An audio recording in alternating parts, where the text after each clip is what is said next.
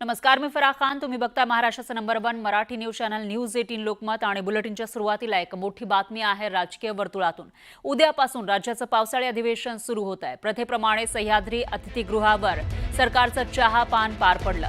यावेळी तिन्ही पक्षाचे महत्त्वाचे नेते उपस्थित होते. सत्ताधारी पक्षाचे हे नेते उपस्थित होते, तर चहापानानंतर मुख्यमंत्र्यांच्या अध्यक्षतेखाली कॅबिनेटची बैठक होतीये.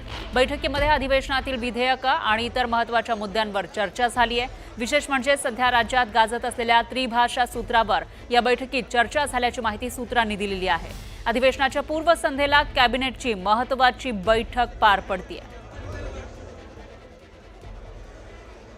आणि याविषयी अधिक माहितीसाठी आपले प्रतिनिधी उदय जाधव हे आपल्यासोबत फोन लाईनवर जोडले गेले आहेत. उदय, काय सांगाल? त्रिभाषा सूत्रीचं जे धोरण आहे त्याच्या विरोधामध्ये मोठ्या प्रमाणामध्ये आता मोर्चे निघताना दिसत आहेत. त्या पार्श्वभूमीवर आजच्या या बैठकीमध्ये नेमकी काय चर्चा झाली आहे? ते धोरण मागे घेतलं जाणार आहे का? थोडा आपण बघतोय की सह्याद्री राज्य चहापान जे आहे ते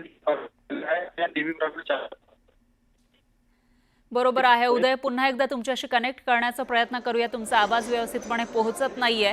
मात्र प्रथेप्रमाणे इथं चहापानाचा कार्यक्रम आयोजित केलेला होता, तेव्हाची दृश्य आपण बघू शकतोय. राज्याचे मुख्यमंत्री, दोन्ही उपमुख्यमंत्री चहापान करताना आपल्याला दिसत आहेत. आणि जे सत्ताधारी पक्ष आहेत त्याच्यातले मंत्री आपल्याला या ठिकाणी मोठ्या संख्येने दिसत आहेत. आमदार इथं दिसत आहेत.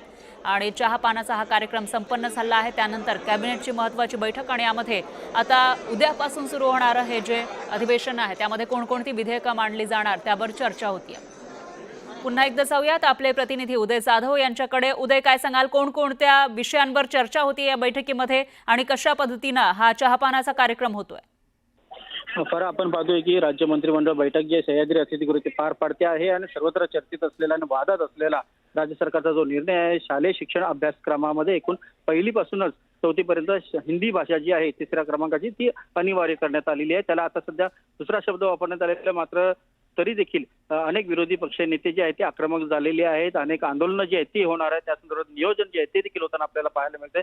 आणि अशातच एकूण जनभावनाची एकूण लक्षात घेता उपमुख्यमंत्री एकनाथ शिंदे यांनी मुख्यमंत्री देवेंद्र फडणवीस यांच्याशी काल फोनवरनं चर्चा केलेली आहे. त्या चर्चेमधून त्यांनी एकूणच मराठी भाषेला अग्रस्थान देण्यासंदर्भात आणि एकूणच हिंदी भाषेची सक्ती जी आहे त्या संदर्भात खास करून चर्चा झालेली आहे. राज्यभरामध्ये एकूण जनभावना जी आहे, विविध ठिकाणी आंदोलनं होत आहेत.